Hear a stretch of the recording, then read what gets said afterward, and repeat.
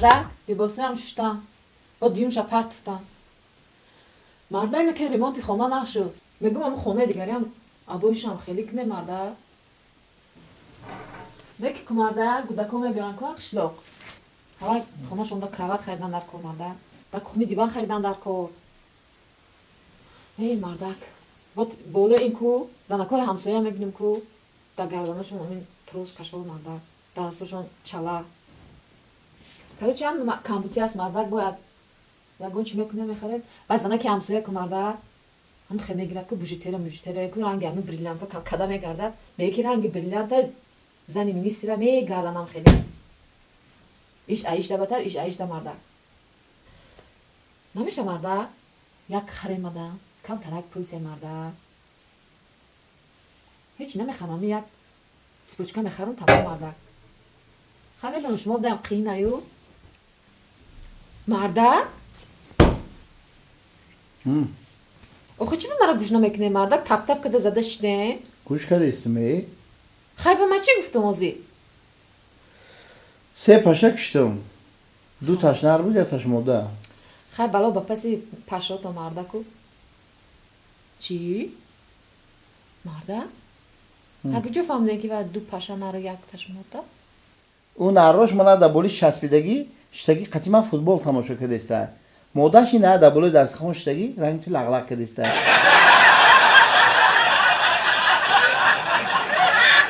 موضوع درس گذشته ما چی بود؟ وظیفه خانگی چی بود؟ گرفتن درست‌ترش گرفتنی قلعه برست. آفرین. همه شما به فکرم امروز تیار هستید. آفرین. خوب مومینه و کبریو. و من بگوی که کی و کی قلعه برست رو گرفته است. معلمه من قلعه برست رو نگرفتم. شین 2 سمندر مرحمت با دقت گوش میکنیم. معلمه من نگرفتم. شین 2 سیاحت معلمه من نگرفتم. شین توبه خالمراد شاید تو جواب میدی. و شما چی شدن؟ خب ابوبکر کی گرفته از قلعه برست رو و کی؟ نه من نگرفتم. شین خب دلشد بگو که قلعه برست رو کی گرفته است؟ شین 2 یوسمان شاید ابوبکر و دلشاد گرفته باشن؟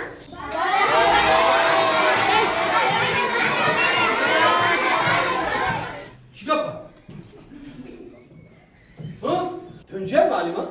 رفیق دیرکتر میبخشید من با این صف دیگر کار نمیکنم با اینو دیگر درس نمیدیم. برای چی معلمه؟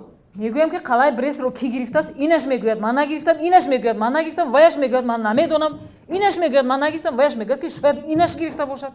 با سوال من یگون تاش جواب دادن نتوانست.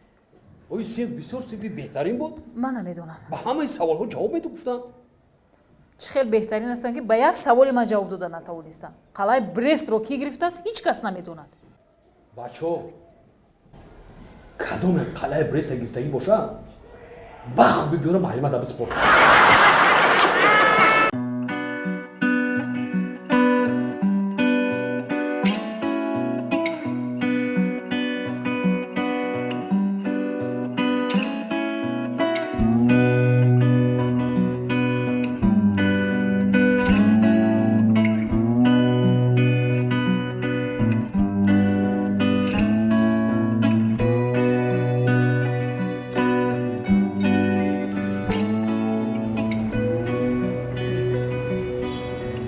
سلام علیکم السلام نغزن سازن کارت چی؟ نغزم سازم ما شناسه میپرسی نه شناس نیستم من گفتم شناس همه ما بایم چی تو؟ بایم ها ما زرینه بسیار نه شما چیکار میکنه که باید؟ من هیچی نمیکنم من کار نمیکنم مگه اونجا شما نادرست فهمیدین دختره من خیلی نامم بایم رو دایم من بایم گفتم چی؟ نامود باید؟ اه. بایمورا؟ برای گمشه من قطعی مردکا بگونه گم نمیزنم.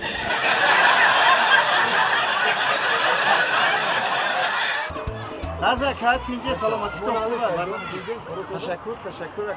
هیچ ما ساز هیچ برو ساز کی بچک ما هم مایدکی بود کو. یک کلان شده کو کلان شده که همین خداوند که به عمر دراز ده به خاطر همین فرزندو ده اون محله کوچیدیم همین خانه‌ای زمانوی نو ده یک خانه گرفتیم مکتبشون نزدیک ایده بعد بسیار مکتب خوبه تربیت خداوند نگهبانش باشه رحمت بچه با علم با سواد شما نظر نکردید برو شگا بیا خیلی طرف از اون ما خیلی روز دیگه می مایلش سلام باشه مایل بچه جون سلامت باشه مایل ها؟ جورخان بود؟ کی؟ این جورخان بود نگو من فهمیدم داد نزن کار نیستم هیچ خیلی گپ زنی ها این تربیه را در کجا گرفتی جورخان بود جورخان همسیفته قتیل یک جا کلان شدگه اکی جورخان که جورخان؟ ها کنه جورخان خودش کنی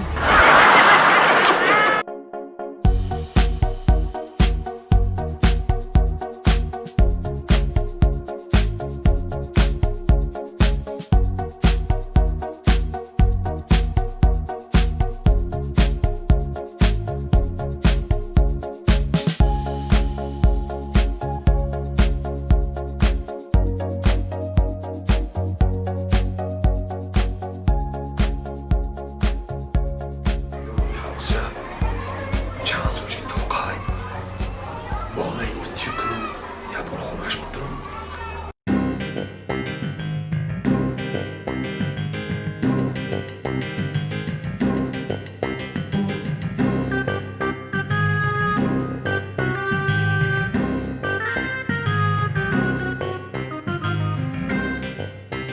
میگو اینقدر دسته کد مگای من اوه که همسایه جون سوزی دیگه میشه بگو سلامتی سوزه هر گوی که میگذاری هاشم در تو کشاله همسایه جون همین گپ ما گفتنی بدم که خودت گفتی ساشنم ایکو کی کی السلام علیکم بخیر جون همسویه همسایه همسایه همسایه در ساعت 9 شب خانه تیده چی میکنه؟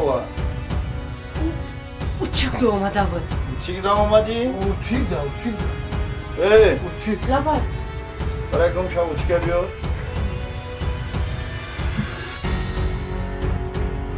همسایه سوزی من سازم کجا بشی؟ خانه کجا داری تره؟ در با دیوال اونجا ده هر با دیوالی؟ میشوف اینا تو کار میکنی؟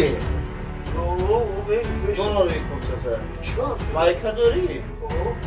چون میکنی اوچکه؟ که مایکا موتوب میکنم مایکه تو اوچکه میکنی؟ برو نه کنسته خونه دا میرم میکنم خونه کنسته برو ولی ولی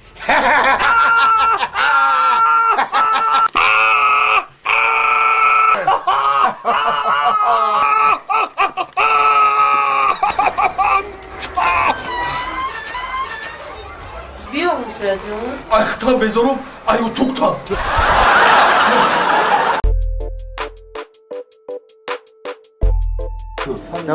لا سخت میشه اصلا نه O aleyküm. Şükür başka soru. یه خیلی دو قدم از دورتر بیافتی بیا آه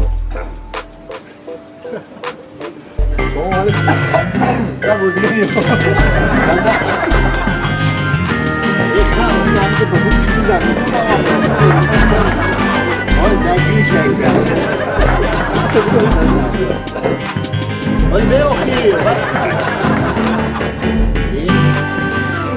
رفت Ne oluyor?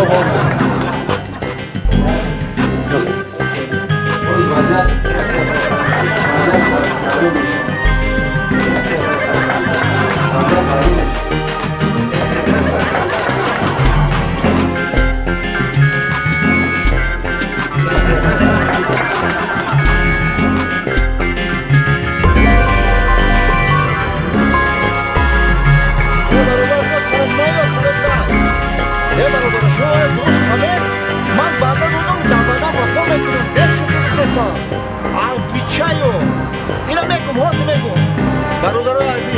دوستان عزتمند، ما با بهروز پروداکشنز، سامانه بهروز پروداکشنز و کمدی تیجیکی همکاری داریم. برنامه در همه میروه.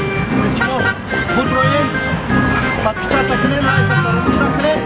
همکاری ما قطعا ما میروه نصیب باشه ان شاء الله تا آخر. گفتم میشه برادر؟ اما التماس اگر گفت подписаться نکنین، لایک فراموش نکنین.